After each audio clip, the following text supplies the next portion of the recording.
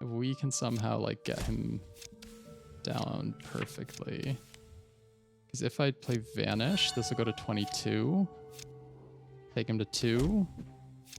Boom! Plus 20 maximum health. Woo!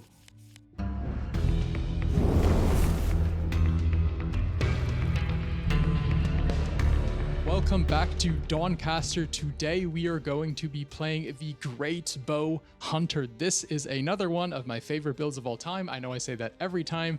It is mostly true. Today it is definitely true. If you have not achieved your impossible level victory on the Hunter yet, and I've seen some people struggling with this online on the Reddit and in the Discord, this is an amazing build for you. This works easily from normal up to impossible with very, very, very few changes needed between the difficulties. If you can do it on normal, you can do it on challenging. If you can do it on challenging, you can do it on hard. And if you can do it on hard, I'm pretty sure you can also do it on impossible. This is an extremely simple build revolving around exactly 2 cards, which we can both start the run with. The first is this Hunter basic attack called the Greatbow. Costs 2 energy, does 5 damage, has ambush, which then critically hits and gains evasion. So this is not only doing big damage, this is also giving you evasion to dodge melee attacks. So it's both your damage and part of your protection. Pretty straightforward. The second card we're using is Bloodhunt. This is another Hunter starter card. Costs 2 energy. At its base level, it does 0 damage. However, whenever you play a basic attack, increases damage by the damage dealt and is persistent. So essentially, every time you critically hit or just hit with the Greatbow, it'll add that damage to the Bloodhunt for the rest of the battle. And then when you play the Bloodhunt, it will do that much damage. What this essentially means is you only have to bring any given opponent down to just over half their health, because the other half of the damage will be stored onto the Bloodhunt, which you can then play to kill them. So you only have to like half kill your opponents in a way. Obviously it doesn't work if they have impervious or evasion or something like that, but that's sort of the gist of it. So this is what's going to help you get through the big healthy opponents. There are a few other cards that help this build, but are not necessary. I would say on normal and challenging, you can literally beat the entire campaign with only Greatbow and Bloodhunt. You can literally delete every other card from your deck. It will work. This is another great card. We can pick up Vanish. This draws a card, resets your ambush. So the one thing this build struggles with a tiny bit is the most damage you're ever going to do with your Greatbow is when you ambush, because it then has the critical hit. It is very, very nice to get ways to reset your ambush so that you can do that critical hit over and over again. There are 2 or 3 enchantments as well that are going to help us push additional damage. However, again, I think in normal and challenging, you don't actually need these enchantments, but then around impossible, I'd say they're pretty good to have. Now, I have not actually unlocked them on my BlueStacks version of this game, so I can't show you them here, but I'm sure we're going to run into a few of them. So we're going to go new game, Hunter. I like the basic portrait. We're going to take the Greatbow. And when I see people playing this build, I think they default to stalking weapon. 2 reasons. First of all, it says use your weapon power to gain evasion at the start of combat, so it kind of feels like it would tie into the evasion of the Greatbow, but also this passive start with an imbued Killer Instincts. Killer Instincts is an enchantment that basically does more damage when your ambush is active. When the Greatbow, you're trying to do damage when your ambush is active, so you think synergy. And yes, there is a lot of synergy there. However, the one thing that the Greatbow build does not struggle with is damage. The thing it struggles with is sustain. So while you have evasion to duck out of a lot of melee attacks, you do not have many ways to prevent, like afflictions from hurting you, or magic abilities or anything like that. So the best weapon talent for this is actually Serrated weapon. And what this says is use your weapon power to inflict bleeding equal to your level. That's like whatever, I don't care about that. And conjure a Life Drinker Venom potion to start your next combat. So what Life Drinker Venom does, says at the top here, it's 1 use. You gain health equal to the next damage you deal. Now we are dealing damage in huge chunks. So basically you get like a Bloodhunt up to like 70 or 80 or whatever. You drink the Life Drinker Venom, you slap your opponent with it, and you just give yourself a full heal. And you can do this every 2 combats. And if we get weapon training, you can do it every single combat. This is absurd. So we're taking that, and starting card, Bloodhunt. Now, we're going to play an impossible. We're going to deactivate literally everything. Don't need it. And we're going to start in the forest. No seeded run this time. There is nothing that we absolutely need for this build to work. You can just go ahead with any old run. Let's find a good name. Melody Velch. I like that. Let's go with that.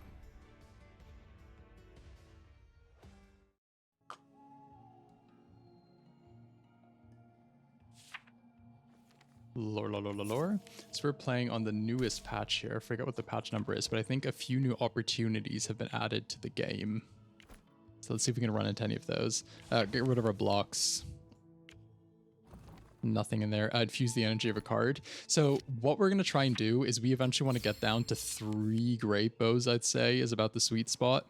And as much as you can, try and focus all your upgrades into 1 Greatbow. So you can have 1 Greatbow that you can just make like your best. So let me explain how this build works in this fight here. We basically have everything we need lined up. We've used our weapon power, so we have this Life Drinker Venom. We were lucky enough to draw the Bloodhunt in our starting hand, and we have these 2 Greatbows. So I'm going to play Greatbow. Boom. It's going to crit. That has now added 12 damage to the Bloodhunt. And now what we're going to do is we're going to play this Life Drinker Venom at the end of our turn, not at the beginning. The problem is if you play the Life Drinker Venom before you play the bow, it will consume your ambush, and they will not ambush anymore. So what you want to do is play your Greatbows out, then drink the Venom, and get this critical strike. You'll see at the bottom left. Boom. That'll heal me for 16. Now this Bloodhunt is doing 26. Easy kill. Preparation can be okay sometimes. I'm not going to take it though. This is a build with an incredibly slim deck in general. Take the coins. Very, very slim deck. You can literally, you can win with like 5 or 6 cards in your deck. Like 3 Greatbows, a Bloodhunt, and a Vanish, and like 1 or 2 imbued enchantments. Maybe a bit harder on Impossible, but it's definitely possible. So here I actually don't want to throw out the Greatbow because I want to use the Surge to gain 1 life, and then I'll hit the opponent. Just always maximizing the amount of health I'm leaving my fights with. Activate the Greatbow again. You're basically just turning this thing on the weapon power on cooldown. If you were maybe at completely full health, like, and you're going into a fight where you're pretty confident the opponent's not going to do much to you, you can just not activate it to save it for another time where you know you're going to lose a bunch of health. But overall, I would just fire it off. So this, boom, full health again. You see how strong that is? That is so much better than having Killer Instincts. And the thing about the Killer Instincts is, like, I'm not saying it's bad. I'm just saying that the sustain is more important than the damage, because we're already doing big damage. And the thing is, if we want Killer Instincts, we can find it. Like, we're playing with so few card packs that if we start transmuting in sort of like the vague general direction of Killer Instincts, we are almost guaranteed to find it. So if we want to find it, we probably can. And then we can just imbue it, and we don't need to waste our entire weapon power on something we can just imbue. Because if I had Killer Instincts, I've tried that many times on Hard and Impossible. You usually get to around Canto 5 and you just start dying because you have no sustain. If you get super lucky, you might get some kind of talent that has really good sustain, but you're definitely not going to be leaving fight after fight with full health. So that is Killer Instincts. I mean, like I said, we didn't even have to go transmute for it. It presented itself. Take a closer look when your weapon's in poison. So in terms of talents that we're looking for with this build, stuff that obviously makes our basic attacks better is neat. Stuff that gives us more sustain is neat. Stuff that gives us more energy is usually good. That's kind of the #1 thing I'm always hoping for. So stuff like Stalker is always nice. Deadly Accuracy isn't that great because we're not really firing off like that many deadly range actions at a time. This is really good with like Shortbow Rogue, Survival Instincts, no. We don't have any melee actions, no. So Headhunter, Deadly Accuracy. I mean, Deadly Accuracy, if we take a 2nd Dexterity later, that will add essentially like 4 damage to all the critical hits, which is okay, but I'm going to take Headhunter. Just for the extra gold, which might help us imbue some stuff later. I don't really see any point in Survival Instincts. We're already healing for so much. So again, we're doing Greatbow, Life Drinker, end of turn, pass. And the next turn, we can either Bloodhunt or play another Greatbow. So here we can Greatbow, Surge, kill him. Easy. Possible difficulty. Ignore all the cards, who cares? Like, none of these cards are going to help us do anything that we're not already doing. Greatbow's already like go weapon, you know, it doesn't need too much help. So the best shrine that we're gonna find is either the Shrine of Levity, which makes the card cost 1 energy less, but the best one is the red one that makes it cost blood energy rather than normal energy. And that means we can basically make one of our Greatbows completely free, which just means we get like an extra Greatbow hit in. So Sanguine Surge. You know, it does help us fire off one more Greatbow, because then we can get Sanguine Surge, get rid of one of these. So this is actually a build where keeping your surges for a bit is quite helpful. You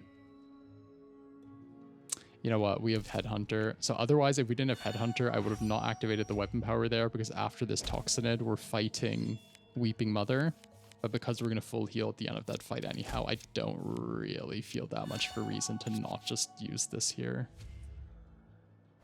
What's great about Headhunter in this build too is it means you're definitely more likely to be able to use your campfires for removing cards. Multi-shot can be neat too if you get it imbued, but it's not a priority. It's just something we want to remove. So I'm gonna go to this campfire and I'm gonna get rid of one of our Greatbows. So if you can get your upgrades all into one Greatbow and then make that one cost no energy, you're in a good place. A great talent for this build is the Boomerang. Basically means that the first basic deck you play each turn gets returned. So if you have one Greatbow that's like your big mega Greatbow, you play it, gets returned, and you just hit them with it again. It's great. We'll do this. Play this.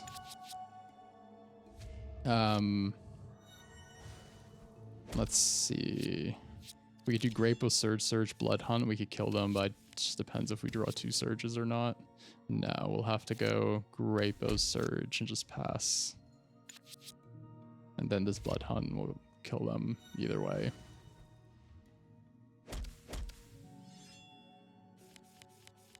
So we can, yeah, just kill them. We're getting full heal anyhow. I was about to say if we should do something with our Surges there. It's temptation to take Damnation just to transmute it into something, but nah, there's no real point. So this is a build where the Blacksmith is quite handy, because with any kind of build that has attacks that either strike multiple times or critically strike, every extra point of damage you get on them is kind of like 2 points. So if I upgrade one of these, because they're critically striking, it's sort of like we're getting 2 upgrades, right? Because +1 damage is kind of hitting twice. There's nothing I want to do with the Alchemist here. I'm just gonna let her be on her own. No need to disturb her.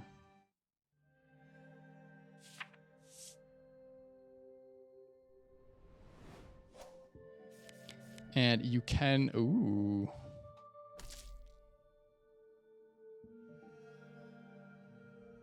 You know, I'm just gonna fight the Crimson Tracker. So we're gonna get 2 Life Drinker potions here. This is one of those weapon powers where if you double or even triple activate it, you will actually get the thing multiple times. Because there are some weapon powers, like let's say Zealous Weapon, that imbues something. You obviously can't have multiple enchantments because they're all unique. But if it conjures an item, you can conjure multiple instances of the item. So this will now trigger twice. I mean, it's kind of pointless because we're like, you can see we got 22 twice. So we cannot finish the opponent or the Bloodhunt because they have evasions. That's something you always need to pay attention to. Like, just because you have the Bloodhunt, double check your opponent's blessings so they don't have impervious or evasion or some nonsense. If they do, you know, just pass. Do something else. No point taking anything. Small Fortune. Lady of Mercy. I guess we could get a Sanguine thingy if we take this and then convert it. Let's see, Shrine, what do you have? Shrine of Commerce. If I give it a Greed, I actually have no idea what it offers me for Greed. Oh, all this nonsense. I'll just take the Troll Blood Potion. I'll go to the Blacksmith. Create everything. Blood Moon, and that is unfortunate. I do not want to fight double Enrage Matriarch Daisy. But I can fight double Enrage Crimson Bloodhound, that's fine. So usually you want to go fight the bosses that have these enchantments on them before they spread them to their friendos. That being said, nothing bad is going to happen to us here, you know. This fight isn't going to go on long enough that it's really going to matter. Do I use this? Yeah, I'm just going to use this just to get out of my deck. Also quite lucky there that now he dispelled the regeneration instead of the evasion. So we just didn't take any damage there. Could take Spell Thief in the hope of finding the Collector. Nah. If we find him later. Oh, this one, the new opportunities. What do we want? To be wealthier, to be healthier. Let's take wealth. Get some gold, take some damage. That was actually a lot of gold. I do not know what the range is on that, actually. How much gold it can give you. But I feel like we were in the upper echelons there. Nothing to remove. I'll just go here to rest and get rid of the Blood Moon. And then kind of make my way back to Matriarch Daisy.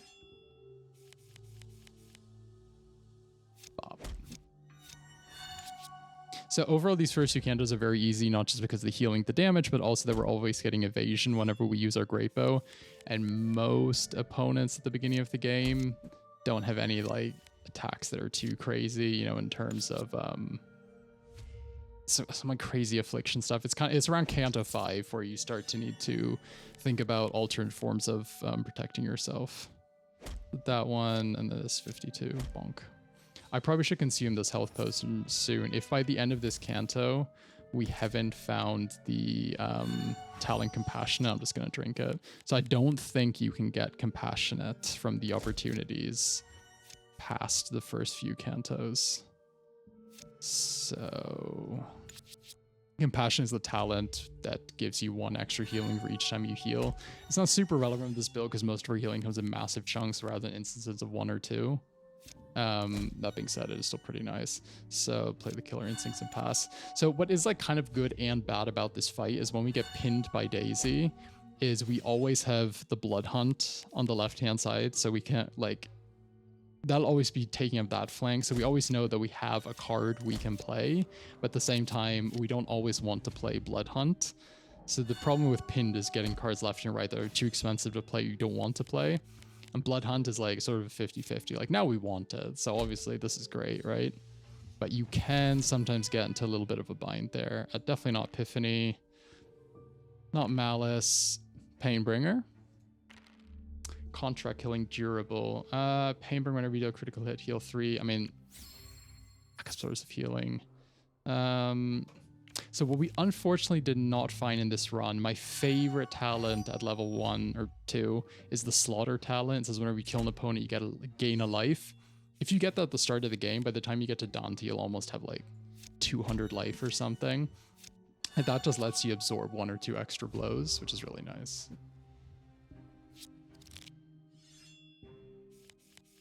The alternate thing you can do, if you don't find that talent, is try and get Devour Vitality and try and get a bit of extra maximum health that way.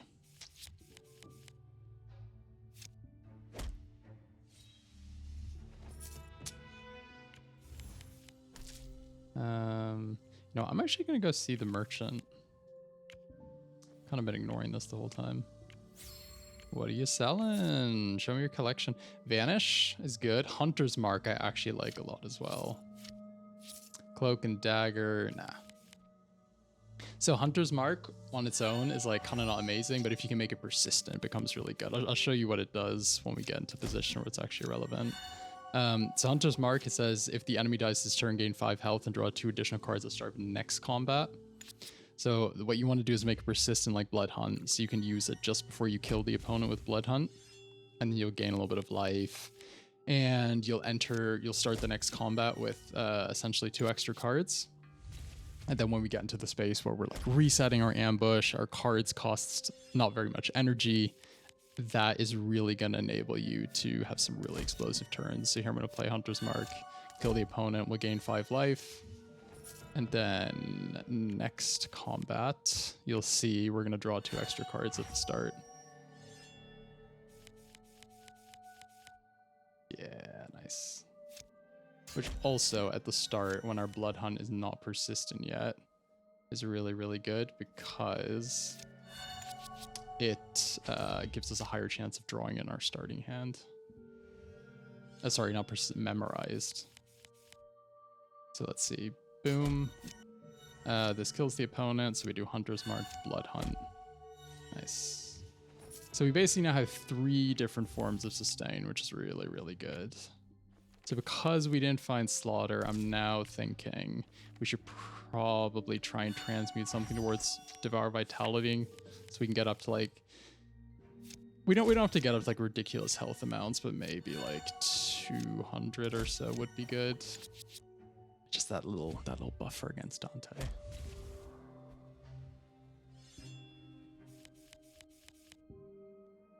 Wait, how much damage does this do? 38. Oh, snacked.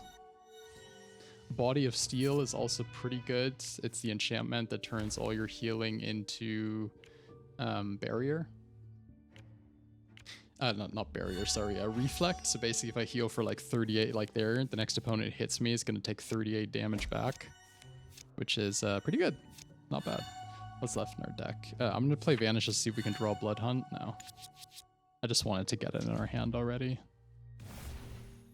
So here, like this guy, like 95% of his damage is his melee attacks. He might get lucky and draw the poison potion, but for the most part, no. So he has attacks that interrupt, so I'm actually just going to play out my energy here. Ideally, if you have 2 energy left and you can't reset your ambush, just pass, so you can get another Greatbow hit in on the next turn and potentially also use your Bloodhunt. So is there something we might want to draw? If we Vanish, you might draw into Surge? No. But yeah, we'll draw that, then he'll do his potion malarkey. Impervious, that is actually very annoying because that means we have to waste an entire Greatbow hit on that. Yeah, I'm gonna play this out again. So the Bloodhunt is slowly, it already is at the point where it's definitely gonna kill him in 1 big hit. So he's got no evasion, no protection. We'll just go Surge, Hunter's Mark, Bloodhunt. Very nice. Continue. We are going to finish him, address them. You all work for me now. So we don't actually want anything clogging up our deck. We're just going to take this, try to get rid of the segments here as quickly as possible. So I'm wondering if I should try giving the Alchemist Killer Instincts. Try it and get Devour Vitality.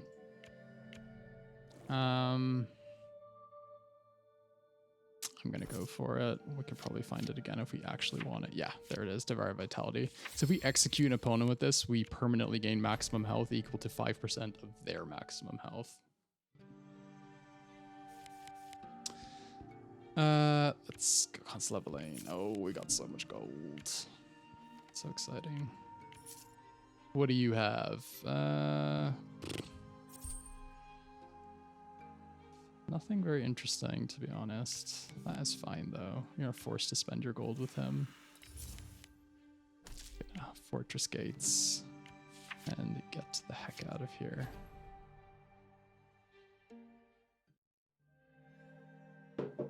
So, never disrespect the Noxlite Swamp.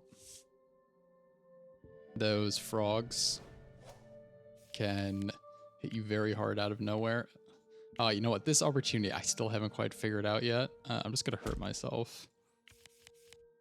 I think there's something you can gain there, but I honestly just have not figured it out. Oh, this is a bit of a shame. This would have been nice to find after we consumed the ill-gotten gains, because if you drink the water, it removes all the corruptions from your deck. But we didn't have it yet. Transform a card. New. Merchant, sure.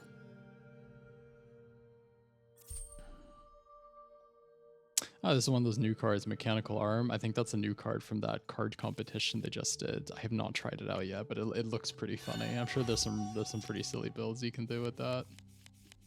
So this is an okay fight for us, for the most part. So we're still gonna get like big whomped by his like special attack, but we're not gonna get dazed because we're gonna avoid this, and now we're gonna take like 1 trillion damage. But we have the double life drinker venom, so we can hit him right back. Gain 44. If I play this, I might draw into a surge. Nope, just draw into the greed. Well, at least we drew into the greed there before it was like the 6th card or something. So let's see how much damage we can do here before. So there's an argument now for... Ooh, this is a bit risky, right? Because now I need to try and get him low so I can use the Devour Vitality on him. But that does mean taking a bit more damage than I want to. So the problem is we now have 2 cards in our deck that are not persistent we want to make persistent, namely Devour Vitality and Hunter's Mark.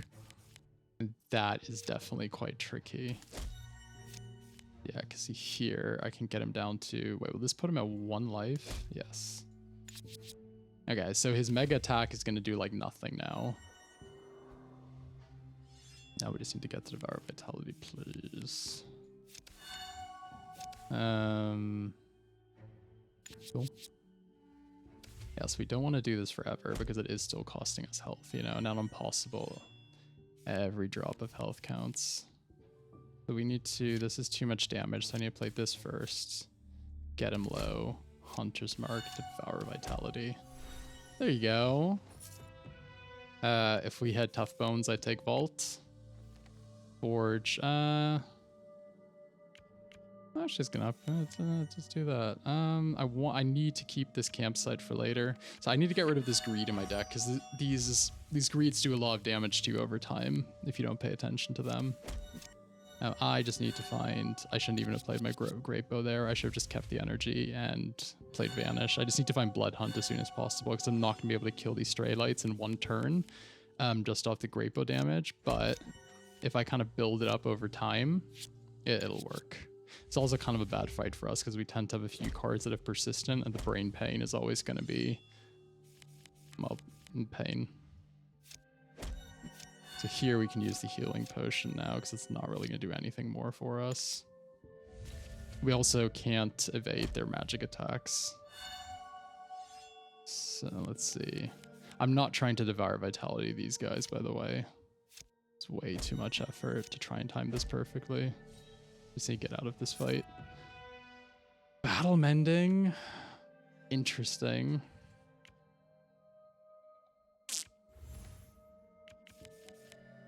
I'll just go to Alchemist and get rid of this greed. Oh, now it wants to give me Battle Mending again, though. So the Battle Mending is kind of good in this Canto because of all the poison damage you take. Sanguine Scrying is just like generically good.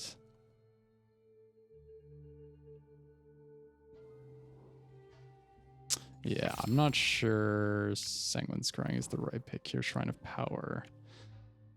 Do I give them one of the Greatbows, actually? I think I do. Yeah, because 3 to me has always felt like the sweet spot for this build. Go another Stray Light. So let's see if we can get the Bloodhunt in our starting hand. Good. We're just going to play Life Drinker Venom. Gain about 20 life back next turn.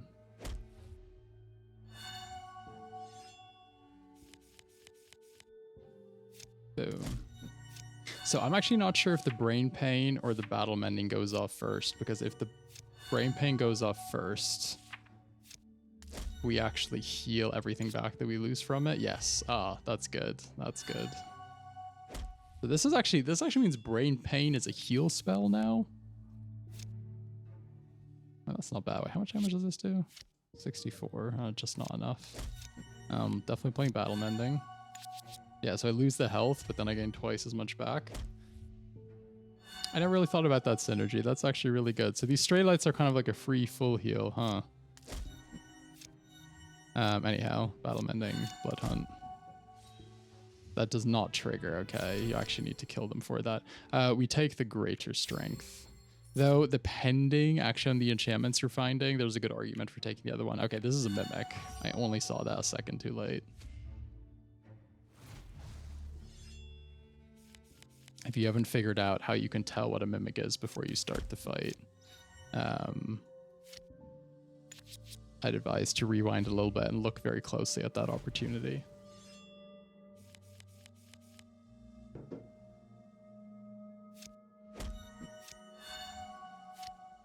So I can pass this. I'll draw another Greatbow next turn. Is that enough though to kill them? This is 44. I'm just wondering, there's no way I could Devour Vitality here, right? I don't want to be that greedy. Now just Hunter's Mark. Bloodhunt. Give me my cards back. Cloak and Dagger. Didn't I already visit the blacksmith, or was that? That must have been a different one then. So the double bleeding from activating the weapon power twice is actually pretty nice. We're gonna do this, we're gonna do this, battle mending, we're gonna vanish. Do that. So that was good. See, this vanish drew us into Bloodhunt, so even though it didn't like draw us a card we could play now, it made sure the Bloodhunt saw our next Greatbow, so the damage already got added to it. So, excuse me. So this will kill this guy again. So again, with this fight, these guys have decently high, like, maximum health, so they're a good target for the Devour Vitality. Ooh, we got dazed now, didn't we? Yes, this will kill them, so I can Hunter's Mark, Surge, Devour Vitality. Nothing good there. Lost Ranger. So again, you don't want to mess around too long with these fights, because you're trying to get like the Devour Vitality in all the time. You can quite easily mess it up. So you see how this the battle mending is so good here with all this poison, because we take like all this poison damage and the battle mending just comes in at the end of turn and returns more than we lost back to us. So I could kill them here, but I'm gonna try and go for the other thing. Don't know if it's a smart idea, but it is an idea. I guess the problem, actually the problem is with this fight is they get a lot of evasion, don't they? Still get them pretty low here. Yeah, this will just straight up kill them though. You know what, actually I don't want to be punished over and over again by these guys. Okay, Blighted Warrior. This is actually also kind of a difficult fight because they gain armor and impervious, which both also impact our Greatbows. Battle Mending, Life Drink, Venom. The thing is though, as long as we don't play Bloodhunt or Devour Vitality, they will, well actually they won't get impervious, yeah, because the impervious, if you click on an opponent, by the way, you can bring up the skills they play, they only gain the impervious if your foe played a melee attack. And you might have noticed, but we do not play very many melee attacks. Another good reason for having very few cards in your deck is if you play Vanish, the chance of drawing into a Greatbow is just a lot higher.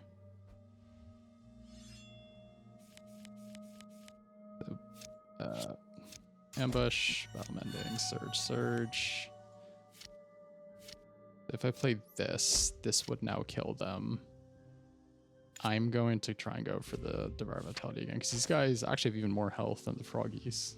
For some reason I thought the frogs had more.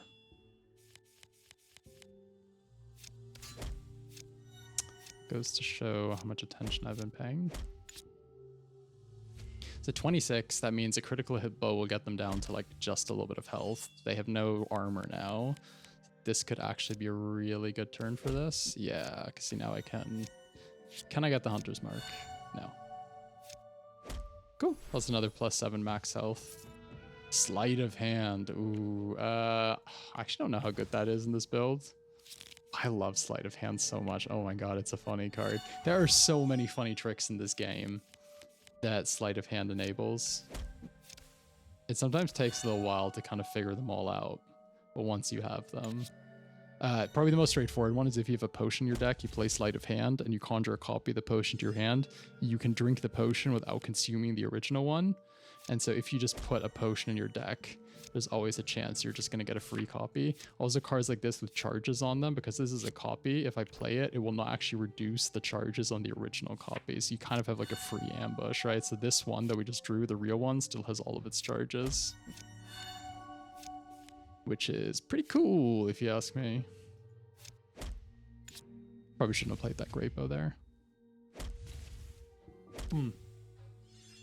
The Battle Vitality, Battle Mending, has a good synergy with Burning as well, because the Burning will apply before the healing. So if we take 6 burn, we'll gain 12 life. So basically our opponent's burning, as long as it just doesn't just straight up kill us, is actually now healing us. That will just kill them. Oh. I misclicked there. Battle Mending. Yeah, so we'll take at least 9 and heal for 18. Oh, we must have taken 1 more damage from something else as well. Alright. Not complaining.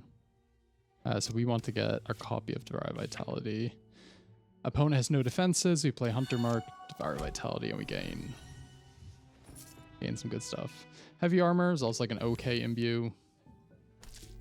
Like the 5 armor is fine. It's like 5 armor less, 5 damage less you're taking every single turn. It's okay. Boom. Life Drinker Venom. So again, post critical hit Life Drinker Venom, so we have a next turn. So were we not trying to execute these opponents, I would just play Bloodhunt here. But as we are, just trying to get them as low as I can. Always remember, when you hover your weapon over your opponent, it shows how much damage they're going to take. It is not taking their bleeding into account, so you always have to manually like subtract that in your head. Let's do that and that. Yeah, so they're taking, this says they're taking up to -2, but it's actually going to take them to -6. Not that it matters. So get fooled by your life display when you have a lot of health, because we have 141 max. We're at like half health, but we still have like kind of full health. Oh yeah, so here, I just want to get a copy of Bloodhunt into my hand before I start doing anything too crazy. Yeah, let's get a bit of damage on here. We could try and go for Devour Vitality hit here. You get Bloodhunt up to like 90% of their health and then play it. Can be a bit tricky to do. Yeah, now we have 2 Bloodhunts that way, because one of them's just the copy. So if I do this, now we have the 57 one with the 46. I mean, we could just kill the opponent here. How much? What's their life total? 80. Okay, let's try and Devour Vitality this one guy. I also actually want to heal up a bit using their brain pains now that I think about it, because they have double brain pain here, which if we can get it on their turn would be really sick. Yeah, because if I pass here, yeah. So double brain pain, and now we're just going to try and find... We didn't find it. Maybe we can just kill the opponent. How much do they have? 70. Oh, what if you only had 2 instead? Just died. Wouldn't that be great? Another Vanish. It's not like bad to have, but fine. So we should probably go visit the campfire soon to reset the Noxious Fog. Though to some degree, again, it's helping us with this battle mending. I feel like I've underestimated battle mending this whole time. I really like using it in Fury builds. I've never really thought about just using it generically. Just playing off the poison in this Canto.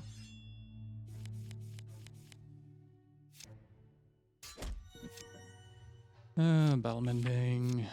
Shrine, reset for an ambush hit. I don't think you can double battle mending. I feel like in the past that might have been possible, but definitely not now. It even says it on the card. I guess that'll be pretty broken though. So this takes them, this already kills them. Oops. Too strong. So you're basically can't be killed by the Bladed Warrior as long as you have like 2 evasion a turn.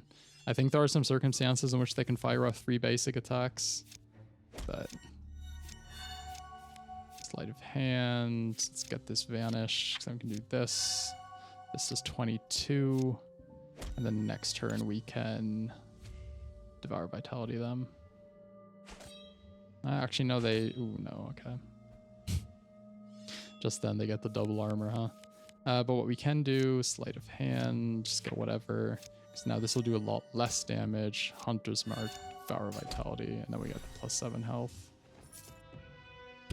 Nothing good there. And Bulgar. We're going to go to the campsite.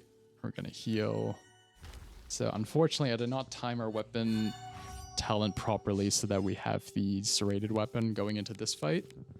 But it's not the end of the world either. Again, so this guy, he does a lot of poison damage. So our battle mending is going to be really good here.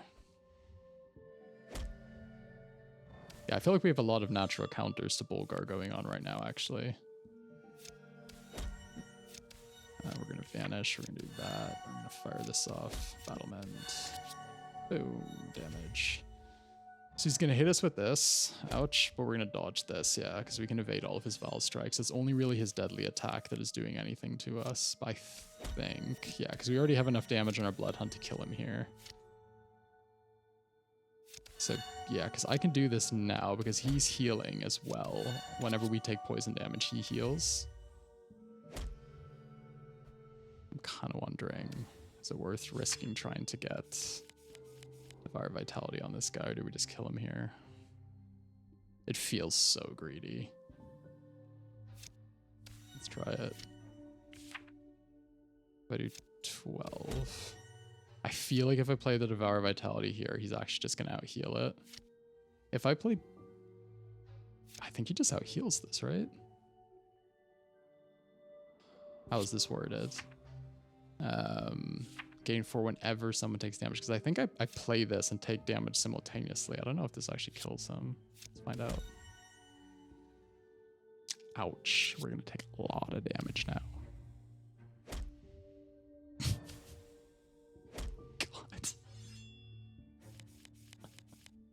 Okay, but now he cannot escape us. There we go.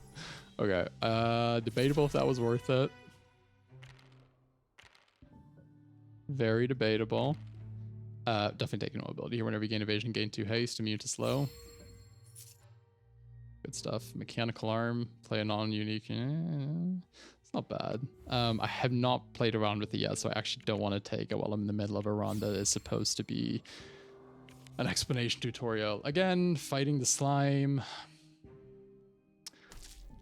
I'm gonna be honest, I usually just skip the slime fight. It just feels so RNG and random. I'm gonna do it. If I have to save scum here, I told you so. If we don't, that's cool too, you know, I'll take it. This is 22. Again, so this is gonna show 22, he's going down to 151, but he's also losing 9. So 151 minus 9 is 142, which puts him at an even life total. So I don't want to play that because even life total means he doubles his health, but 173 is safe.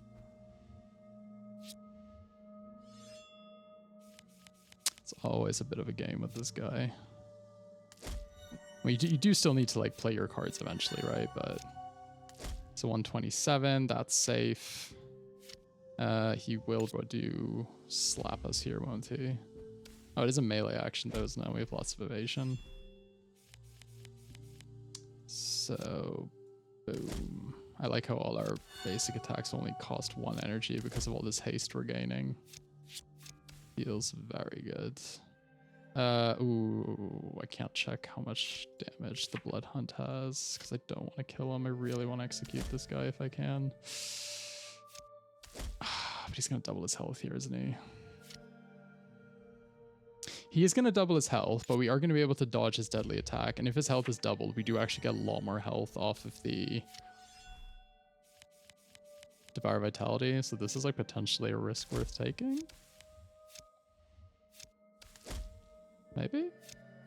Yeah, because we can pass here. He'll do whatever. We'll dodge this.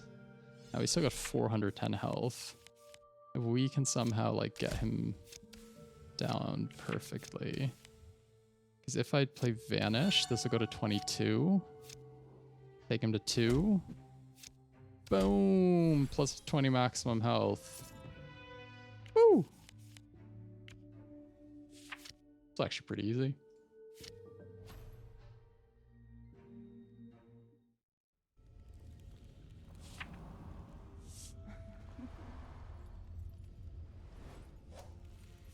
So here we have, oh, this is one of the new ones. You can recruit the Raven here if you're an Arcanist, I know. Check the body for coin. Give me the money. Oh, did you guys see that? Yes, we have we can make one of our Greatbows free here. Shrine of Misery. So which one is the most upgrades? These two are the same, doesn't matter. Okay, so we have one free Greatbow, which is amazing. We don't have any enchantments yet, so any enchantments we see, let's try and keep them. Killer Instinct is decent. Master of Arms is like fine. It's not amazing. It's decent. Forgetting the name of the other one. There's the one that's whenever you gain evasion, gain ambush, which basically enables you to infinitely chain your Greatbows in a row. Really forgetting what that one's called. Oh yeah, we're also immune to this guy's slow effect, so this fight is like so free. We're immune to slow via the mobility talent that we picked up earlier, by the way. So check this out, like that's just free. Can Vanish, play another one, play another one. So we could easily kill him here, but again, trying to Devour Vitality him a bit.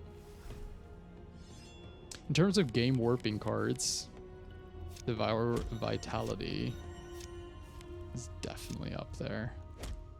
Oh, we still need to make it persistent somehow, because now we're passing it. We have to go through the whole deck again. We can try and sleight of hand it. I guess that sort of skips having to reshuffle the whole deck. Because I do not want to kill here. Oh, yes. Very good, thank you. We can... Oh, both of these actually kill him. What? Are we too good? I think we're too good. Well, I mean, I might as well just play this then, right? Get him down even lower. He hits us here, I'll take the damage. Doesn't really matter.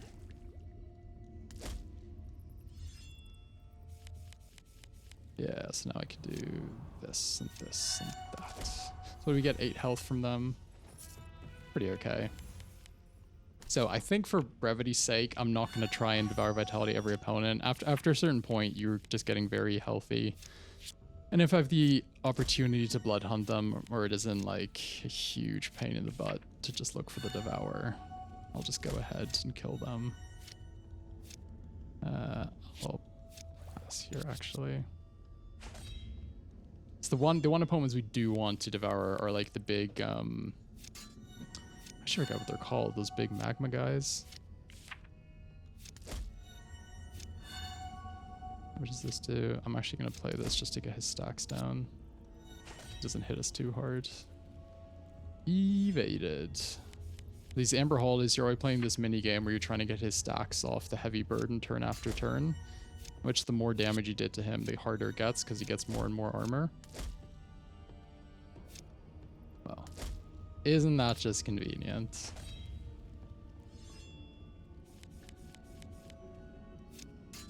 So can we get this down? The armor down. Bonk. Well, that just randomly happened to work out. We have another red shrine. Mysterious crates. Yes, we'll leave them. That is very nice to have. Cloaked Stranger. Oh, this is a good one. If you have dexterity, try to see who's underneath the cloak and you'll get free perception. Perception means that opponents with first strike basically don't have it anymore and you gain a free green energy at the start of your combat, which is really good. Multi-shot Spoils of War, both okay. Multi-shot is kind of cool because you can get like random things that like Dispel Blessings. Spoils of War, I mean, you get just random stuff off that too, but we do get a lot of evasion with this. I'm actually going to take this. Go to the shrine, offer a card. I'm gonna make another one of these free. Yeah, we're not gonna get watched the second time. Go to the Ember Slicer. I don't know if any of you guys watched my Impossible playthrough on the Katana Knight. I remember I found... What did I find? I found Devour Vitality quite late into the run, and I was trying to use it to get my health up before fighting Dante. But the problem was I was applying so much burning to the opponent that I just I could not do the head maths to figure out what exactly I would need to do to make it work. It was actually pretty funny, and I kept on screwing it up. So here we're just gonna kill this guy. I don't want to keep on taking tons of damage from him. So we haven't actually seen the big infusion Amber guys yet. No Greatbow. We can do this. We can Vanish. We probably want to play multi-shot first there. Almost forgot we had it.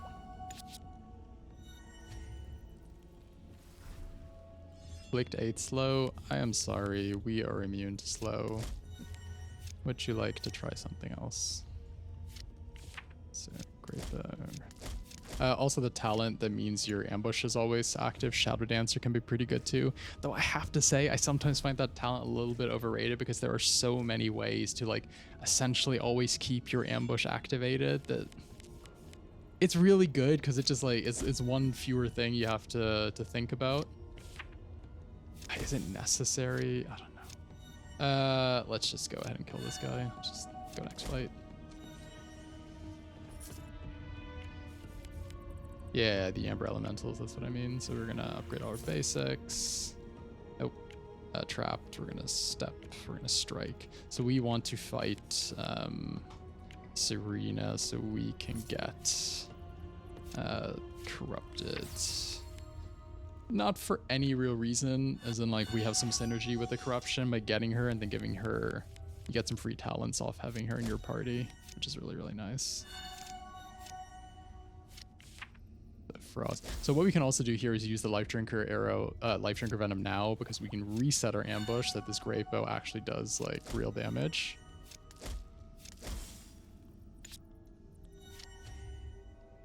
Also, if we don't find an enchantment imbue, we can also use the enchanter to memorize Bloodhunt, so we always have it in our starting hand, like for 100%. I also have so much energy now. I'm just playing out all the Greatbows just to stack up the Bloodhunt as much as I can.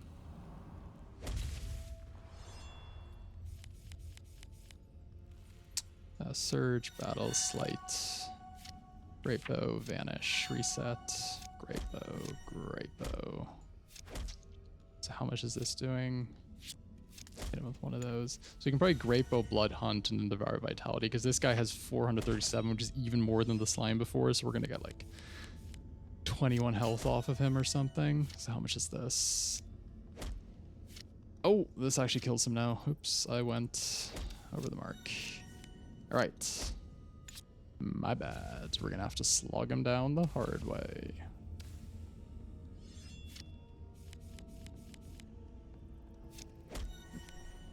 So I was telling a friend of mine about this game on the weekend. He's not a big gamer or anything, and I said it's called Dawncaster, and he was like, so I live in the UK, and there's a place in the UK called Dawncaster, like Doncaster. He's like, what? Dawncaster, like the place. I don't know. I think it's such a great idea to think that someone designed an entire video game just this random place in the UK called Dawncaster. If any of you guys are from Dawncaster, please leave a comment telling me what you imagine would be in a video game about Dawncaster, the city. So, wait, this does that and that. How much should we get? 21. Very nice. Nothing interesting here. Oh, by the way, when you're fighting those guys, you're always on a bit of a timer to kill them ASAP, because they will only stay around as long as they have 10 or, sorry, 1 or more amber infusion. So you take the amber, put it in the pocket, you go forward. Now, if you're a strength and dexterity build, you get 2 options here to get through the narrow wall. use the strength one, because when you break gold free and use the strength one, you'll break more gold free. Oh yeah, let's do this just to get more maximum health. If you use dexterity, I don't know what the limit is when you use dexterity, but it's definitely a lot less than with the strength. With the strength, you're looking at like upwards or like up to 100 gold. With the dexterity one, you're capped at like 40 or 50 or something. Yeah, these guys have this amber infusion here. Starts at 10, slowly goes down. Certain abilities of theirs will trigger it. And what's very important about that is also the quicker you kill them, the cards that they reward are upgraded by the amount of amber infusion they have left. So you can sometimes get pre-upgraded cards from this guy that are otherwise quite bad. Like, you know, some cards are a lot better in their upgraded form, and they're kind of bad, the base thing. I'm trying to think of that card. I think Furious Recovery that gives you rally equal to the upgrades is like so bad at level 1, but it is so sick if you get it off this guy with a bunch of upgrades on it. This is a good spot to pick up stuff like that. I'm just gonna get rid of this Hunter's Mark. It's just... Is it unique? I think it is, right? Or I actually don't know if it's unique. I'm just trying to play it to get it out of the deck. What is this now at 132?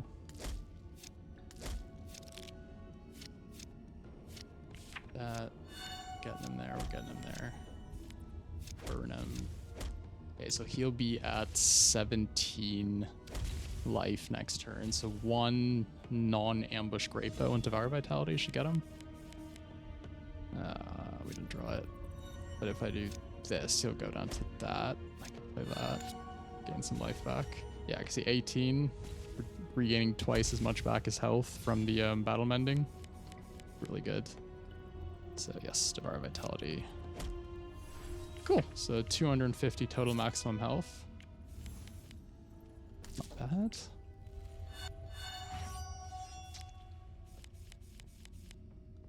Boom. Surge. So I'm starting to think we can get rid of one of these surges at this point. I think we have quite a few good ways of generating energy. Because we have perception, we have greater strength. Our Greatbows, 2 of our Greatbows are free. So I think we can get rid of the surge of dexterity. Is probably the one I'd get rid of. Or actually maybe the red one, because otherwise we don't have as much access to green energy. Okay, we are going to take one hit here.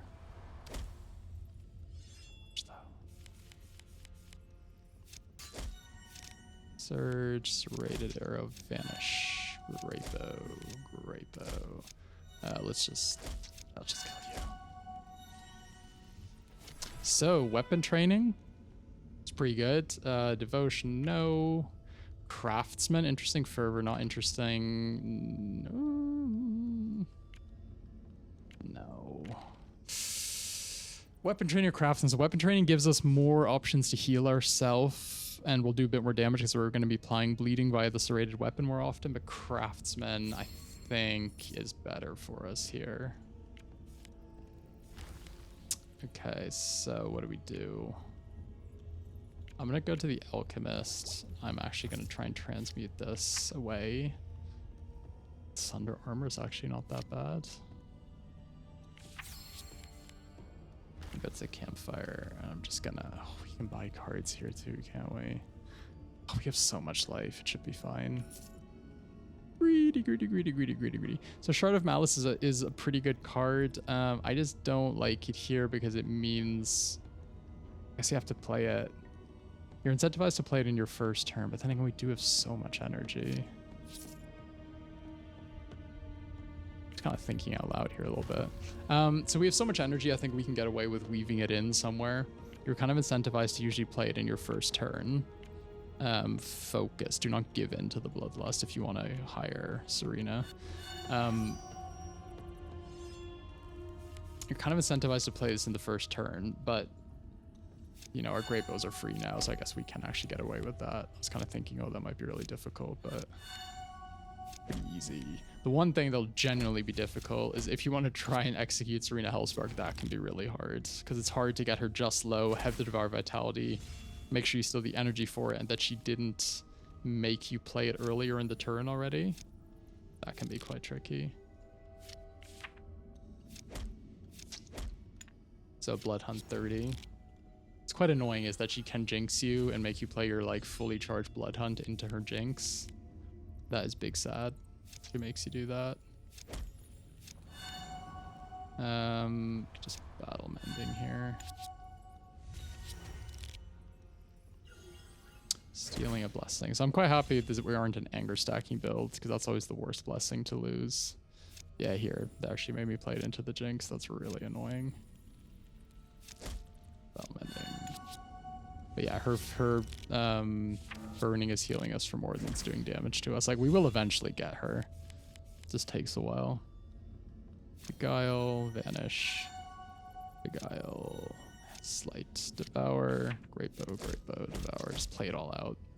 There's no point keeping your energy because she can, she has that one ability that interrupts. So you're not going to keep it either way. Sunder, Greatbow. I'm not playing the Beguile's Pass. So we're doing 60% more damage to her via this vulnerable, which is pretty neat. Like, that's hitting pretty damn hard. Sure. No, that's fine. So let's continue, and then we will recruit her. We just got off on the wrong hoof. Amber Overseer, another classic unexpected run ender if you're not paying attention. Let's see if we're paying attention. I'm gonna play this. Arrow. I'm gonna Greatbow you too. So we can dodge his basic attack thing here, but his next thing is gonna hit us pretty damn hard. I mean, we have a huge health pool, so I think even if we like semi-mess this up, it's not the end of the world. Because what you're trying to do in this fight is you're trying to get it to hit him enough times that he loses all of his anger again. Which I do not think we've achieved. So he's gonna hit us a lot of times. We're gonna dodge 2 of them. But you see, if we didn't have a lot of extra health, how much damage we would have like really taken there. But yeah, we're pretty safe. Oh, I didn't see it bleeding. I was gonna try and Devour Vitality him. Yeah, let's get out of here. Thornwind Pass is definitely the harder Canto. I'm actually going to go to... Ooh, that deep is very annoying too, though. The opponents there are really annoying.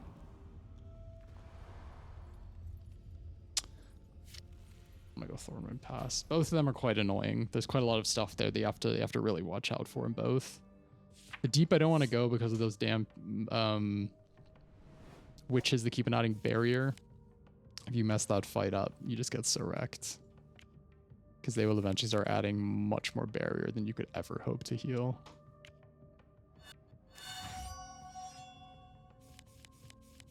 So, boom, Shard of Malice, Vanish.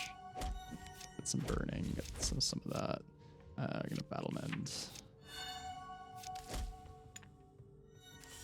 So what's also good about our Greatbows costing health now is that the battle mending has synergy with them.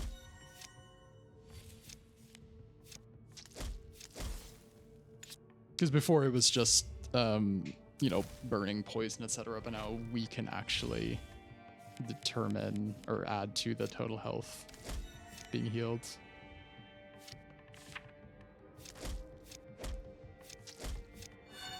So again, we're going to try, if we can, Bloodhunt him down low and then Devour Vitality him for the kill.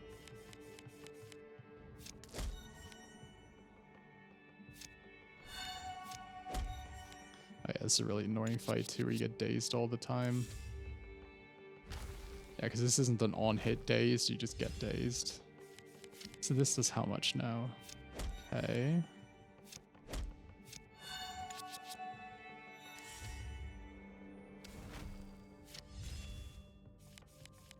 Ah, okay, we're over it again, are we? Wait, it's saying 172 here, but 203 here. Okay, I want to at least Devour Vitality one of these guys, so I am going to drag this fight out just a little bit more, if you will stick with me. The one downside of these slower builds is just kind of you know, grinding through them correctly. Oh, didn't even notice I had the days there. Another really good talent with this build is Mystic Reflexes, because it gives you ward whenever you gain evasion, and you gain a lot of evasion. Okay. So right now this will not kill him. No, it'll be one short, so I'm not going to do that.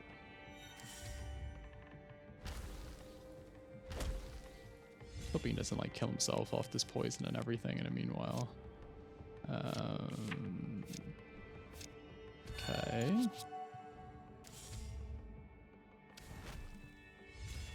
Alright, you're getting a bit low there. You're getting a bit low there.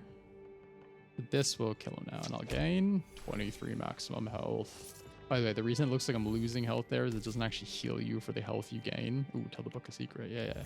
Gimme, gimme, gimme, gimme. Weapon Master. Oh, that. Okay, so Weapon Master and Craftsman combined are so good. So whenever you upgrade a card, upgrade one additional time. Whenever I use my weapon power, I upgrade all my cards. Wow. Now, if we got weapon training, we could get our weapon talent down to 1. We could do that every single turn, get 2 upgrades between every single fight, which for us is essentially 4. It's so ridiculously good. Yeah, because the problem we're having here a little bit is our damage is not quite scaling into these big health enemies. Like, well, we're getting away with it because we have our own huge health pool, but we're not really killing them quickly either. But this is really going to help us push big damage, is the hope. So what we can do with this, we can get him down pretty low. Then, hopefully... I might just kill himself here off the poison, right? No, he's only got 2 cards, so it'll be at 1. About to say, in as far as we don't get pinned here, maybe we can find Devour Vitality. We just have to kill him. We could have actually played the Hunter's Mark first. That was a mistake. Okay, Succubus. I might have some puppets. Give them the bandits. And we get redemption. Legalized save scum. Oh, we can make another thing free. Oh my god, this is Sharp Malice. All we had to do is pay 10 maximum health, which is pretty irrelevant to us. Do not want your dirty cards, imp. Go away. Oh, I should have gone to the Alchemist first to get rid of this lust. So the only problem with making, and this is like a very first world problem, is if you keep on making all your cards free and you have Shard of Malice and you're not spending any energy, you're not actually gonna trigger the abilities on it, which is like pretty funny nombo. So having at least 1 or 2 energy spenders is nice. You don't gain anything from overcapping on energy, you're just firing it off into the void, never to see it again, you know?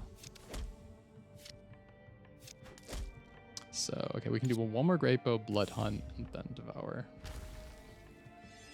Planning. So, Greatbow.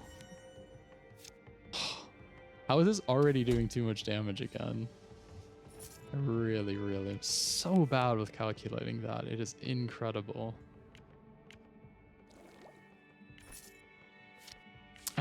Sanguine, yeah, because Sanguine Scrying is not as punishing to us because we have Battle Mending.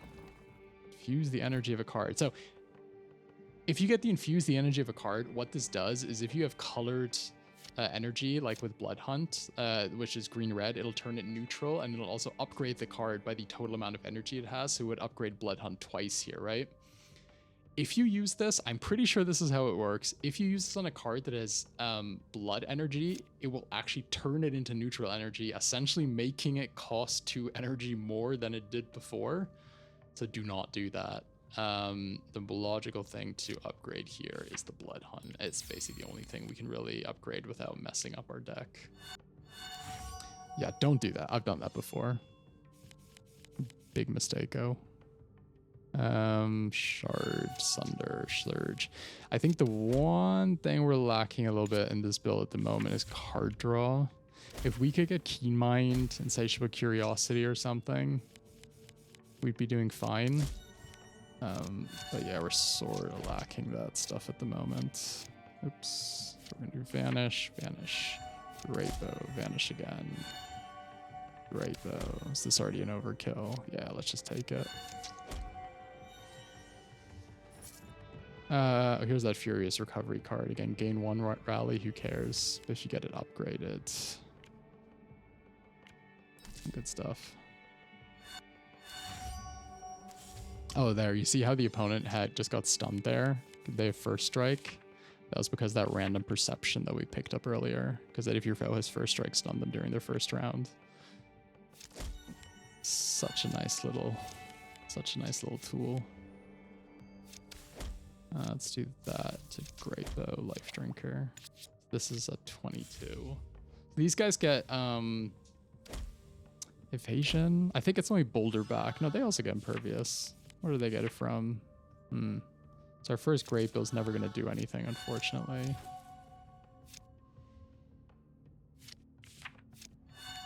I still haven't done any damage to them. There we go. How much is this doing? 78. Oh, they had evade. Brain off. Brain off. Brain on.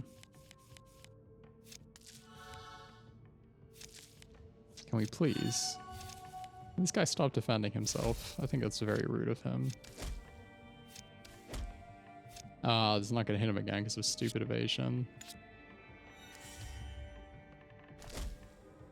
That is actually a ranged attack, isn't it? That's very annoying.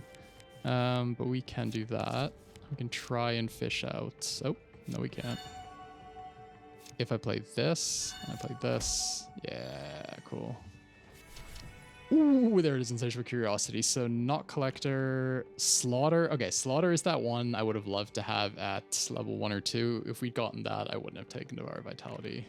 But crafting. So okay, so Grievous Wounds does help push a bit of extra damage, but Insatiable Curiosity is just a lot better. I think overall the damage we're going to gain from drawing more cards is a lot better than the little bit of extra bleeding we'd get otherwise. The Sanguine Scrying. For some reason, whenever I read Sanguine Scrying, it always sounds like some kind of Italian pasta in my head, like linguine scrying. Maybe it's just me. But we should heal quite a bit here, right? Boom, 20. Yeah, so that's from all the damage we've been doing to ourselves from our Cursed Greatbows and the Sanguine Scryings.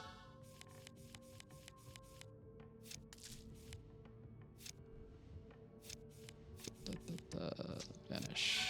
Greatbow. Correct. Let's play that. No valid cards found. But our deck is nothing but valid cards. I think they're valid.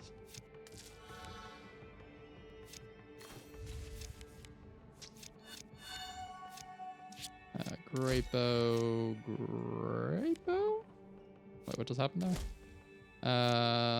Devour. Yes. That just happened to work out. Barbarism. Interesting. Not interesting enough to view, though. Trail of blood. Follow the trail. We will intervene. Oh no, Mackie. We'll save you. Don't worry. Can't believe she's getting bumped by this random trash mob here, though. Doesn't really make me believe she's got what it takes to survive out here.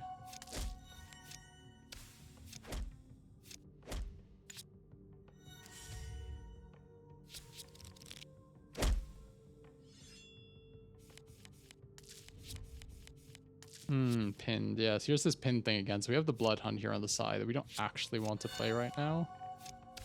We might have to at some point. I'm just playing. I just want to get all these cards out of my hand and just kill this guy. Very annoying fight. Yes, please join me. We will go on an epic adventure together. So this is about the time where after this next fight, please leave a comment if I mess this up. whatever this guy leaves as a card, I need to take one of them because of this frozen that started building up. Basically, I need to take one of the cards because let's take Bloodhunt. I can burn the cards at the fireplace, which will reset the freezing. Well, you know what? Let's play one of these. He's already in his second phase now. Yeah. So that will reset the freezing. And if I just take any card from him and just burn it there, it's like, it's not even like I'm getting rid of something that mattered in my deck, right? How much does this do? 103. Oh, but he's got vulnerable. Oh, yeah. That's what it's not taking into account. I kept on thinking something is off here. Yeah, because if I do that, do that. Okay, that one it did do correctly, and I messed it up. Oops. Okay, so just take anything. I'll take Feast. Finish it. I don't really think there's... Last time we go to the Frozen Pyre. We're going to remove a card, and we can remove Feast, and that will reset. It'll heal us as well, but it'll also reset the Snowstorm to 0. We can do the same trick again here, by the way. We can take a random card from this battle or from Pildoon, and with that, we can do the same little trick.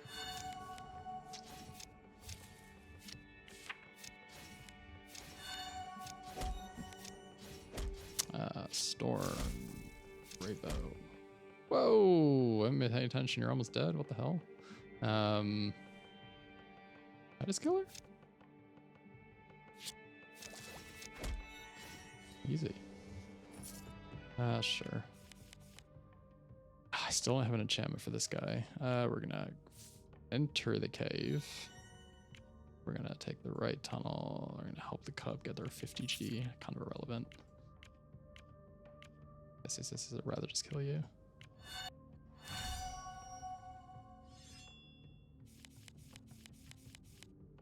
So, Greatbow, Shard, Sunder, Poison. Greatbow, let's get through Hard Darkness. Our on-hit effects start doing something. Not that we have many, I think.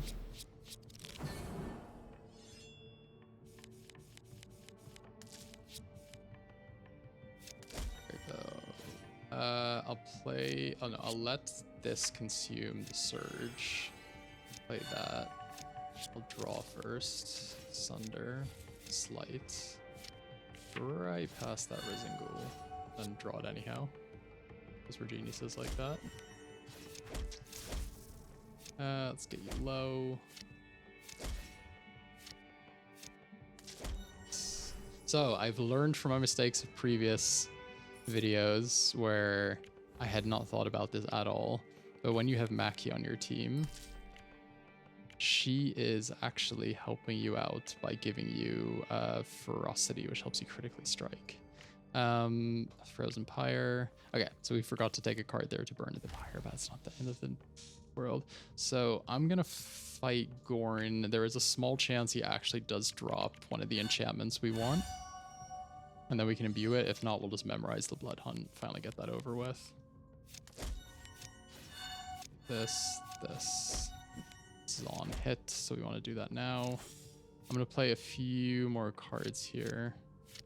We're not doing any damage to him because we have all of this frozen. But he'll be stunned now anyhow. Yeah. That's where this multi-shot thing comes in handy. You sometimes get like the good arrows that sort of have good controlling effects. So again, we're not going to get anything more out of this. So I'll just let him have it.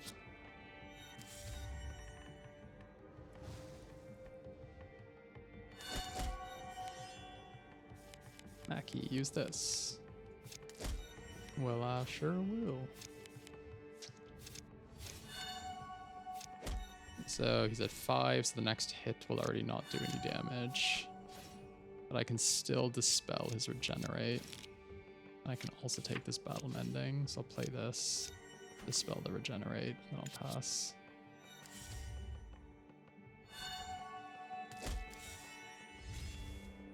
So can we Devour Vitality this guy? This would be a really good target for it.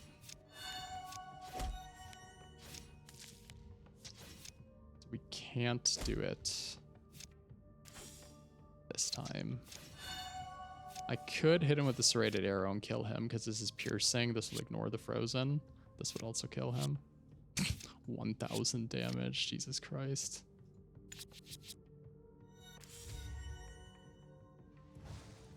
Oh, he ate my sleight of hand.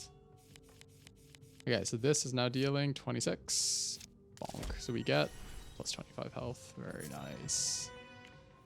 Okay, so we did not get any enchantments, so we're gonna get the Aurora Prism. I actually don't know what it says. So not venture forth, explore some more. Enchanter. Please memorize the Bloodhunt. Oh, this is actually risky memorizing the Bloodhunt because in the next Canto. You know what? I'm not gonna go to the Onyx Cathedral. I would just feel like going to the Obsidian Garden. I haven't been here in a while. Opportunity. I don't have the right surge anymore, do I? If I still had the red surge, I could have gotten the Hellfire Axe there. Do I give him the Aurora Prism? Yeah, I don't really care about this card. Brute Force. That does absolutely nothing, right? Because it's only melee attacks. Your melee actions like stagger neutral damage they deal. Wow.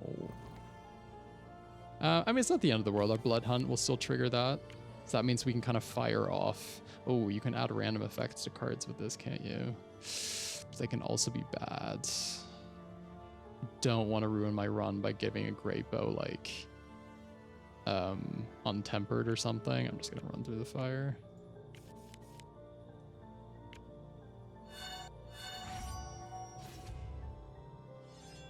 So I'm pretty sure the way that sigil thing works is you just put a card and it gives you like a random status or something. These are all new from the latest patch. I don't think we didn't see the opportunity with where you find a little flower. And there's one other one that I've seen outside of recording that we did not see today either.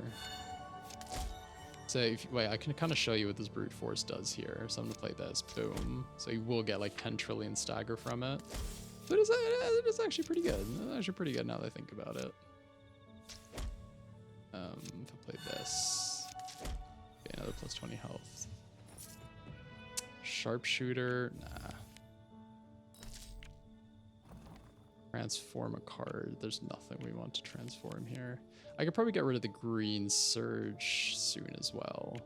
Oh, actually, we should fight these bosses as quickly as we can before they get too many of these enchantments. Basically, every time you kill an opponent here, they release these spores, and each one of them benefits the other guys in the Canto. So kind of the quicker you can do the boss fights, the better off you are overall before they accumulate too many random bonuses. By the way, we're not doing any damage to him at the moment because he has his ranged ward up. This will swap from turn to turn if you have not fought this boss before. So we can hit him with the Devour Vitality here. No, we can't because he also has his melee ward up. We can't hit him at all. See, you're gonna swap now when he passes back, so it should go to magic and divine ward now. Yeah, so now it has the magic ward and divine wards of magic, and divine actions won't do any damage. Just fine, we don't have any of those. Let's take this. Burn him. Oh, this feels so good not having to pay any energy for this stuff. And then we can already kill him next turn. Or, well, no, we can't actually, right? Because he has his melee ward again. Yeah, the ranged one. Well, we can do a little bit of damage because the way it doesn't word that they can't do any damage. It can't do more damage than his anger, but he has 1 anger. That being said, it doesn't mean that our on hit effects do apply now, so we can daze him. That's like neat, I guess. Bloodhunt, do 1 damage, 1 big damage. I guess it does trigger the bleeding on him, so yeah. Actually, no, you know what? Bleeding's actually pretty good. Pretty good counter to that now that I think about that. Let's see, this will kill him. Will that kill him? What if I got one of these? Can I get... another energy. How much will this do? I'll kill him, right? Yeah, get another 20 health. Okay. We have no interrupt cards. Troven's Blessing. It's a cool thing, but we don't need it. Okay, so durable, kind of pointless. We already have so much health. Marksmanship, range action, 50% chance to be a critical hit. And we were already guaranteed critting whenever we have the ambush, so I don't think that's that great. I think Lionheart is just kind of thing to go through here. We are healing a decent amount over time with this. I'm just gonna pay so much gold. Oh, Keen Mind. We could take heavy armor for a bit more protection. I'm kind of hoping that we could get if I take this and I transmute it to the side, I might find what I want. I literally don't even know what the card is called. Equal rarity. This one, Guerilla Tactics. Whenever you gain evasion, reset your ambush. That'll help us keep our ambush going turn after turn. I'll kill the Dryad, then fight the Man-Trap with the potion. So, bomb. And the reason you want this imbued is that obviously when you cast it, you're kind of breaking the chain of Greatbows. Let's reset ambush here. So see, I'll do this. Boom. That will reset our ambush because we gained evasion, because you gain evasion when you ambush. And then this one can do the same thing again. And you can just keep on going. Oh. Yeah. Should just kill him there. So yeah, if you get this imbued, you could just kind of chain through your Greatbows over and over and over again if you have quite a few in your hand. Can we play this to get rid of the evasion? This, then we can play this. That, Hunter, Devour. Very nice. Wait, Killer Instincts. I feel like we have so much damage at this point, does it even matter? Why not? I feel like we have so much health, so realistically, I'm not really sure picking up Killer Instincts there matters much anymore. Is it bad to have? Definitely no. So the one thing this build really struggles against actually is the spine. I've never beaten the spine with this build on the highest difficult well, you can only do it on hard and possible, but the reason for that is the spine kind of needs either builds that can kind of cheese one-shot it, so let's say Deep Wounds or Supernova, or like Sunlance Ascension. And this build kind of it does its damage. It does a lot of damage, but it's very direct. It's never going up exponentially. You know, we're not doubling our blessings at the start of turn and gaining more and more anger or anything like that. It's actually kind of a fair, straightforward build in that sense. And so once you get to the spine, I'm usually able to do like 1, 2, maybe 3,000 damage, but it's just so hard to get it done. That's where Master of Arms can sometimes come in. That can be pretty good for stuff like that. Just gonna get rid of the evasion. And then this will...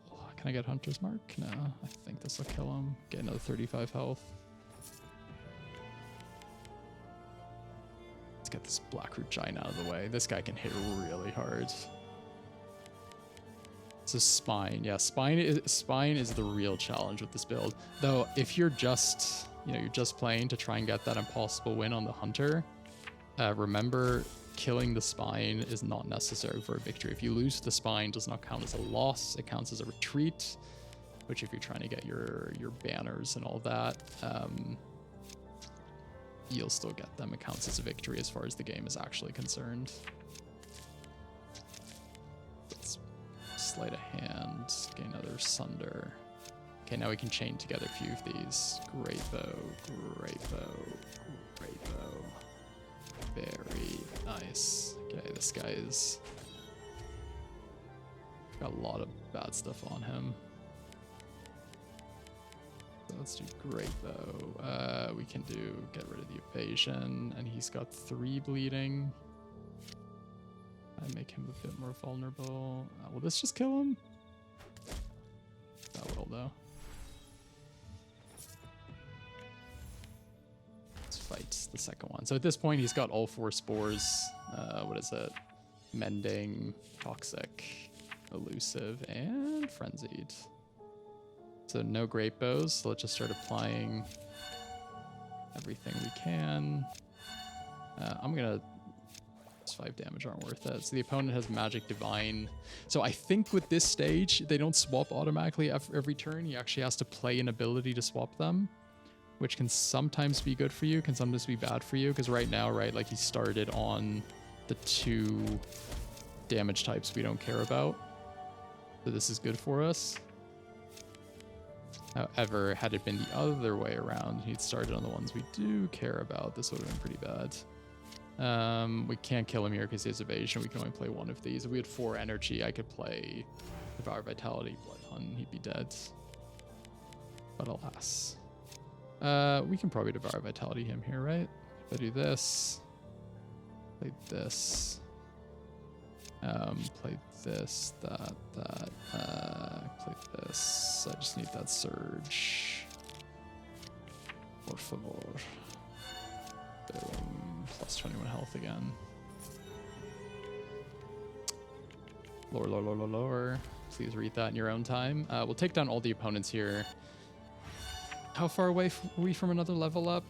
I think that's a bit too far. Greatbow. Get all of those out. Row. Sanguine Scrying. Linguini Scrying. You know, maybe that could be a card they add for the chefs someday, the Linguini Scrying. Look deep into your pasta pot, see what you find. So they have evasion. This will have 3 evasion, actually. What the hell? It's just rude. It's just completely rude. Do not play the Beguiles if you do not have to. They are not your friend.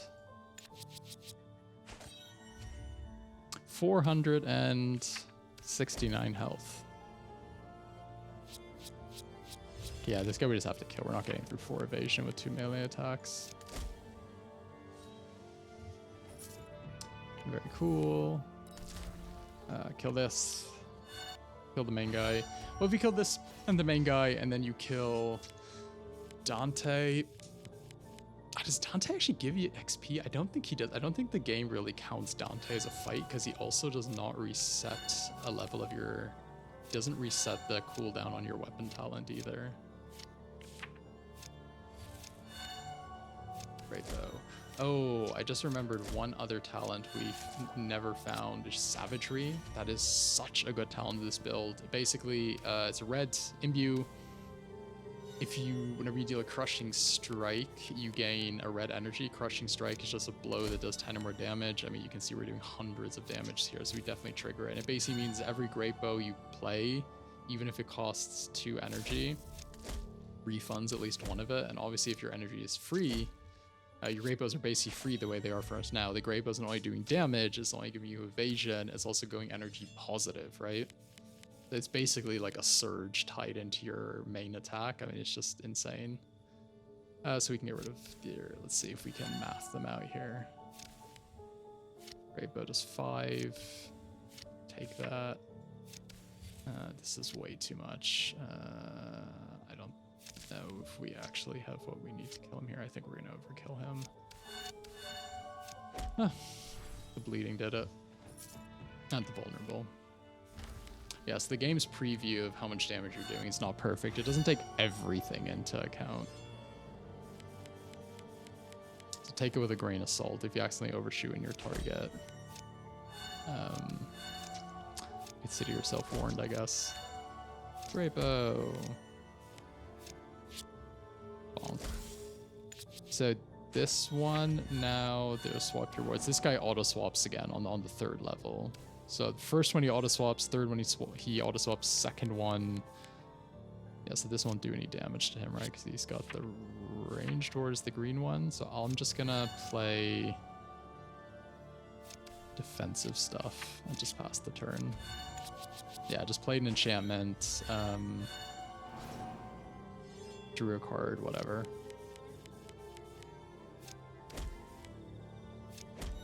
So what does he have now? Melee ward, so we can't do that to him. that I can stun him. He's stunning us. So you can play one action here, and it gets done. So now he has ranged and magic. So this will obviously one-shot him. I don't really think we have a way to Devour Vitality him here, so I'm just gonna kill him. Ooh, Body of Steel. Oh, that's so good. Oh, and Headbutt too. So damage is equal to 20% of your maximum health. Interrupt. That's actually kind of funny. I mean, it's just dealing 100 damage, but Body of Steel.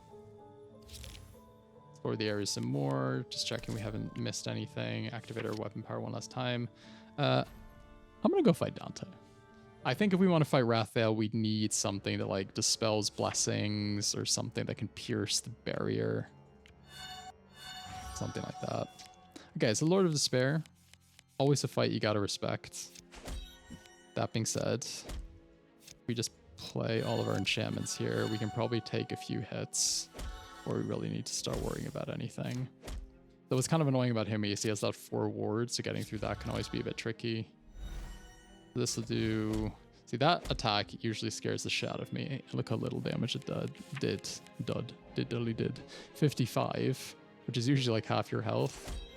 But... Post Devour Vitality. I mean, who cares? It's so good.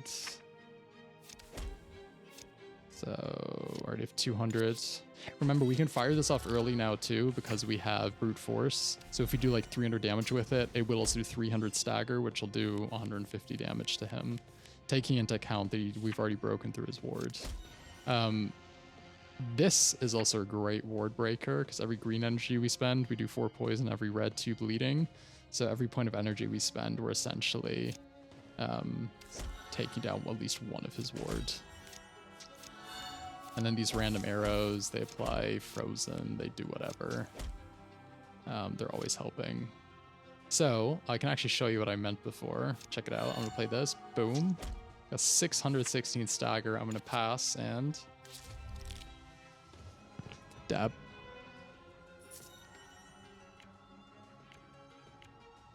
Step through the portal. All right. I think we're at like an okay place to find the spine. I'm actually not sure if I reset the fight from the last time I fought the spine, so you might even be at a lower starting health. I think we're at an okay place to fight the spine, actually. You might actually be witnessing a first for me as well. I really hate this floating Void Guard, though. God, he annoys me.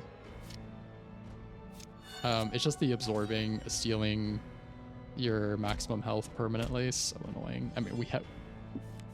Believe me, we have maximum health to spare.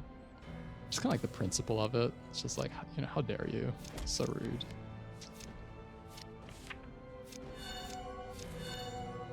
Let's chain some of these together.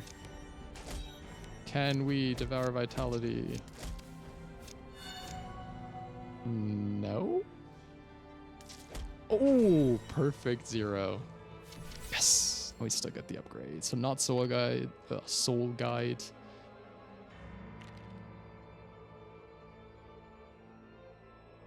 I mean, marksmanship, kind of irrelevant. I mean, this will add, these are all sort of irrelevant. Are we gaining anger from anything in this deck? I feel like we aren't, right? We have no anger generators. I'm gonna take marksmanship because it's purple. The Spine of Night.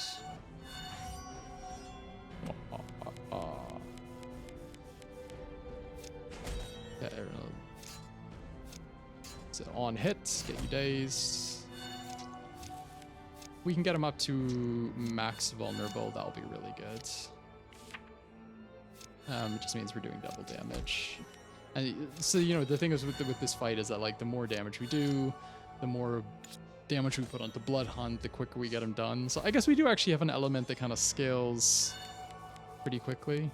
So, oh, this is always tricky. So transform the next creature plane to random corruption. What card do we want to lose? I actually don't care about Hunter's Mark anymore. So this is a bit of a shame because this is definitely a build where we don't conjure many cards in our starting hand. Which means we won't have an easily accessible card to just throw away to that ability whenever it comes up.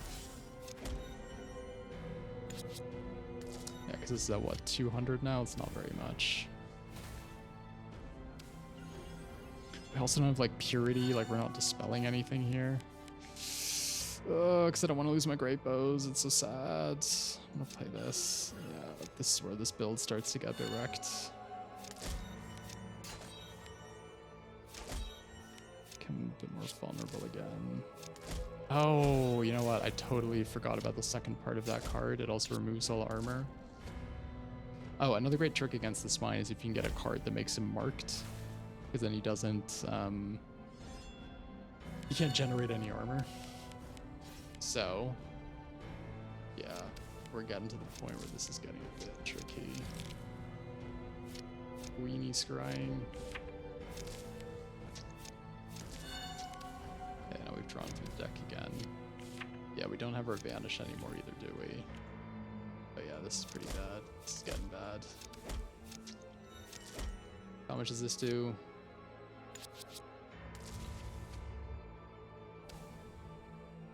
So once the spine turns our entire deck into curses, I'm fine to just surrender because sooner or later he'll kill us. It's just going to take him a while to do it.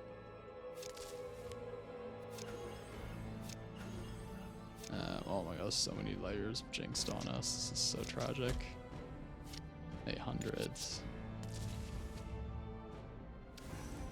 The first damage you receive is doom. I mean, it's not going to stop me. Whatever.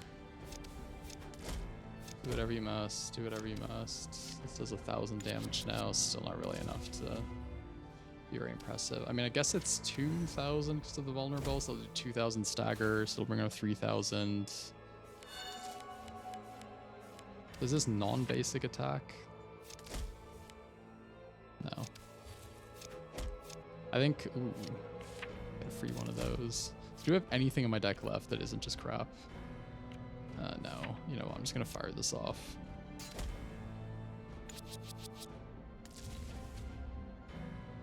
Could that actually kill him? The stagger? No, it'll be just not enough, I think. Yeah, we also can't play anything here. Because 7 Jinx. Do I try and play this? I try and play this. Oh! This is going to be it. Oh, redemption, redemption. Oh, he hit himself for 200 off the redemption body of steel combo. I just don't think there's anything we can do here. We literally don't have any cards that deal damage, basically. And this just gets me more of these, doesn't it? Oh, it's so close. Okay, I think actually the way we could have won this, if we had taken 1 cloak and dagger, that would have always given us evasion at the start of our turn. And what that would have meant is that we would have conjured an arrow at the start of our turn via multi-shot, and that is what we could have then fed to the spine's ability that would have turned our next card into a sin. And then we could have beaten the spine. That was the strategy. So close. But yeah, that is how that goes. I mean, our final deck obviously looks ridiculous now. Like, yeah, that's how we beat the game, with a gluttony with 26 upgrades on it. So we had a few really cool synergies here. Craftsman together with, where is it? The Weapon Master, that was sick. Insatiable Curiosity and Keen Mind to draw us cards. That was really nice. Marksmanship was kind of pointless. Painbringer was nice, just to get us through the early game a little bit more. Again, Serrated Weapon is really the key, just to get through those first few cantos. You know, you get the Life Drinker Venom, and then in terms of other cards, unfortunately you can't see them here, but you will obviously remember the Devour Vitality was a really key card here. Such a good card. This thing basically got us up to almost 500 health. So yeah, the real difference, what we should have done there in terms of strategy, either Master of Arms, so that would be Master on a Nader. Master of Forms. Do I not have it unlocked here? Of arms. Yeah, I don't actually think. No, haven't unlocked it on this version of the game yet then. Cloak and dagger. Yes. So what we needed is this card. It gives us 1 evasion if it's in our hand at the start of turn. And that 1 evasion would have then triggered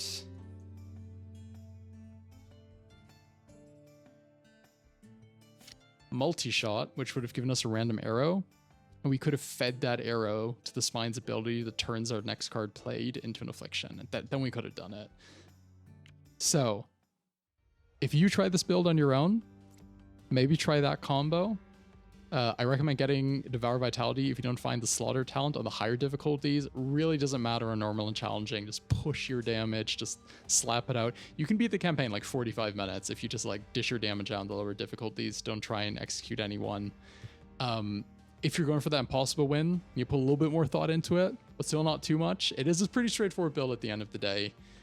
So please let me know if this guide helped you. If it helped you beat normal, challenging, hard, impossible, if you even tried it in the Sunforge to some degree, because this can work there pretty well as well. Let me know what guides, what builds you guys want to see next. And I wish you guys a very, very happy weekend or week, depending on the day you're watching this on. And have a good time out there critting Dante into the ground yourself. See ya.